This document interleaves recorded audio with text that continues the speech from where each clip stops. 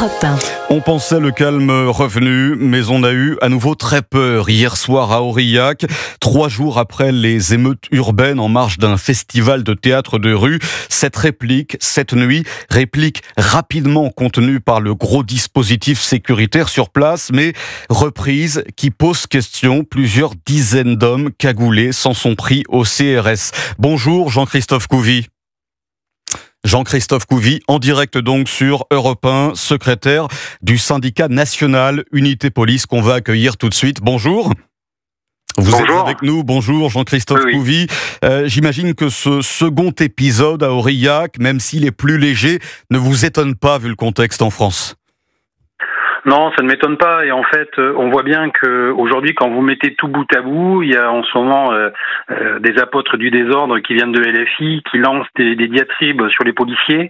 La dernière en date, c'est Ali Diouara qui dit que la police tue souvent les mêmes, elle tue par choix, racisme et nostalgie coloniale. Alors vous voyez, c'est tous ces petits artefacts qu'on voit politiquement qui sont lancés, qui font monter un petit peu la mayonnaise. Là, il y a Aurillac qui cristallise un petit peu, pareil, l'attention, parce que encore une fois, on a un festival qui est plutôt festif, même si chaque année il y a des petits débordements, mais ça reste vraiment très léger. Et puis d'un seul coup, on sent que voilà, il y a 200 à 300 black blocs qui viennent, qui sont là pour mettre la pagaille et qui veulent se faire du flic entre guillemets. Voilà, on en est là. Donc on voit que petit à petit la tension monte. Il y a 15 jours, par exemple, on n'entendait pas trop parler du 10 septembre, et aujourd'hui, on entend parler. Alors, donc ça y est, ça monte. On fait monter la mayonnaise. Justement, Jean-Christophe Couvi, cette journée du 10 septembre approche à grands pas. Jean-Luc Mélenchon, on le disait en préambule, appelle à un blocage, à une grève générale. Louis Alliot évoquait ce matin une stratégie de bordélisation. Est-ce que vous le rejoignez, Jean-Christophe Couvi ? Alors c'est toujours compliqué si vous voulez, parce qu'en fait c'est quelque chose c'est très gazeux. C'est-à-dire que c'est une tendance qui est partie des réseaux sociaux. La dernière fois qu'il y a eu ça, c'était les gilets jaunes, on s'en souvient tous. Les gilets jaunes, effectivement, c'était plus ou moins spontané. Ça a duré 1 an et demi quand même. Donc en fait, là, encore une fois, il y a 15 jours, on n'en parlait plus. Et là, on voit que ça y est, il y a des signaux faibles, tout est en train de monter. On ne sait pas trop d'où ça vient. Et c'est difficile, si vous voulez, de prévoir quelque chose quand c'est que sur des réseaux sociaux. En fait, c'est pas structuré. Un syndicat, par exemple, qui annonce des grèves, c'est structuré. Il va y avoir des assemblées générales, il n'y aura pas de débordement, etc. Là, en fait, voilà. Et puis il y a aussi des manipulations qui pourraient venir d'autres pays étrangers. Parce qu'en fait, il y a des fermes de vous voyez ce que je veux dire, bien sûr. Où on peut déstabiliser une société dans un monde démocratique. Voilà, effectivement, et on comprend tous de qui vous parlez. Alors, nous évoquions le risque insurrectionnel, Jean-Christophe Couvi, en prévoyant et en parlant de cette journée du 10 septembre prochain. L'insurrection, pardon de vous le dire, Jean-Christophe Couvi, avec ce qui se passe à Aurillac, on y est déjà. Pardon, on y est déjà. Alors oui, heureusement, c'est pas dans toute la France, c'est purement pour l'instant centralisé dans un endroit. Non mais attendez, on a vécu un été extrêmement compliqué. Enfin, qui aurait dit il y a quelques années qu'à Limoges, il y aurait des émeutes urbaines. Enfin, voilà, je ne veux pas faire d'abus de langage.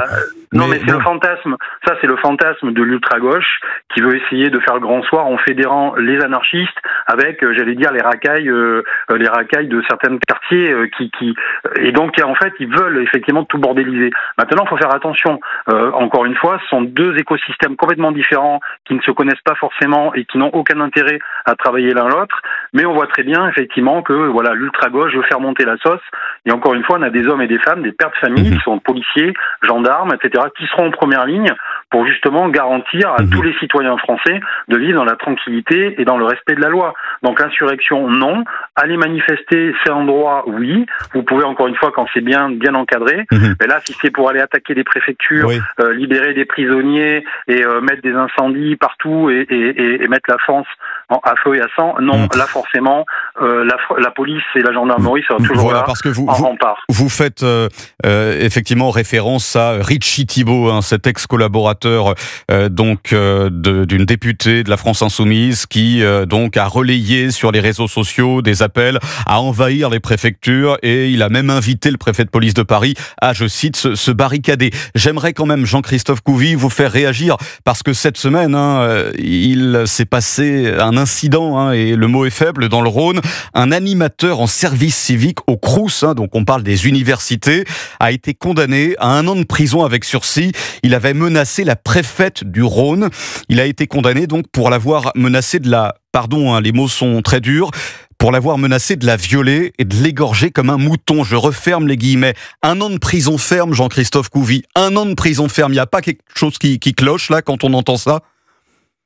Alors déjà, j'espère qu'il les fera réellement et 1 an de prison, parce que vous savez que en France, c'est un des seuls pays où quand vous êtes condamné à de la prison ferme, on vous aménage derrière une peine pour que vous soyez chez vous à jouer à la PlayStation. Hein. C'est comme ça.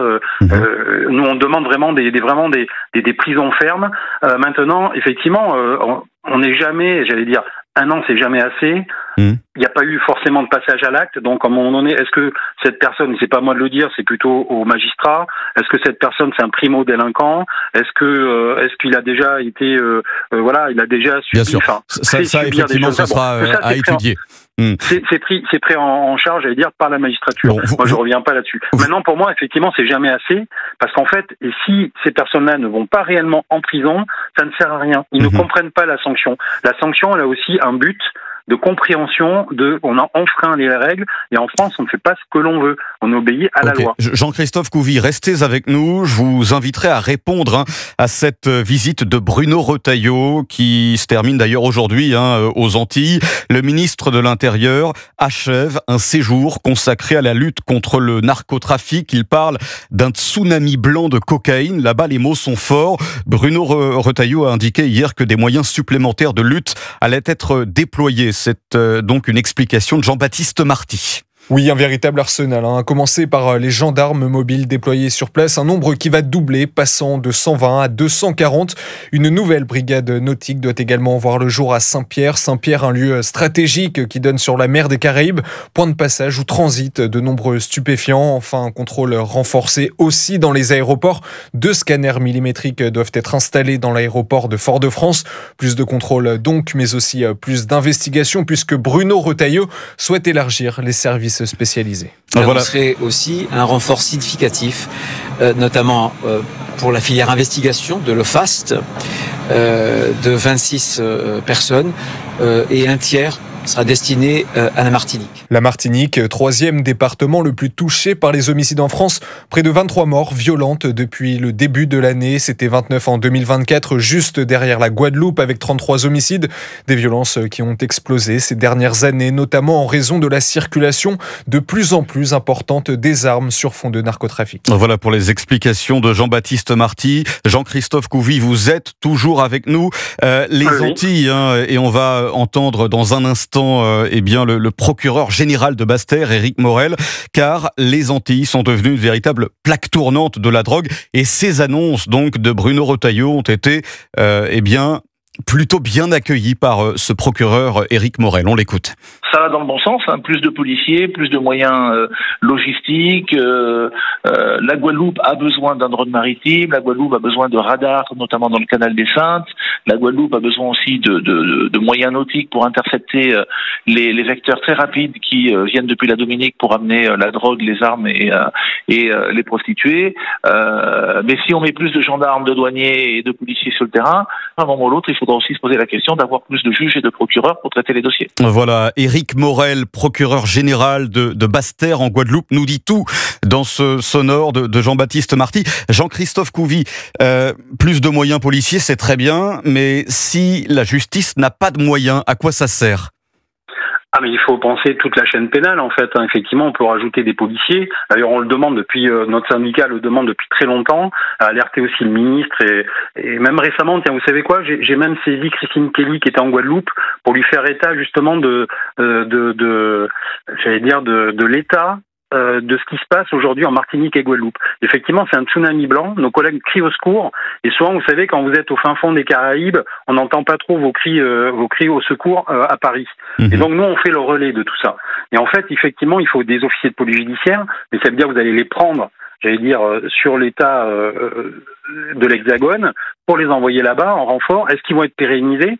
Est-ce qu'ils vont juste être là pendant quelques temps? Tout ça, ça va être aussi des questions à affiner après. Et comment on fait? Nous, il nous manque 2000 OPJ en France, sur le territoire national. Donc en fait, voilà, j'allais dire... Merci Jean-Christophe Couvi. Oui. Voilà, il faut pas les laisser tomber, nos collègues là-bas, ils ont vraiment besoin, et les narcos font une grosse offensive. Et cela fera partie en tout cas des axes de discussion, puisque Bruno Retailleau achève aujourd'hui sa visite aux Antilles. Merci beaucoup Jean-Christophe Couvi. Je rappelle que vous êtes secrétaire national du syndicat Unité Police.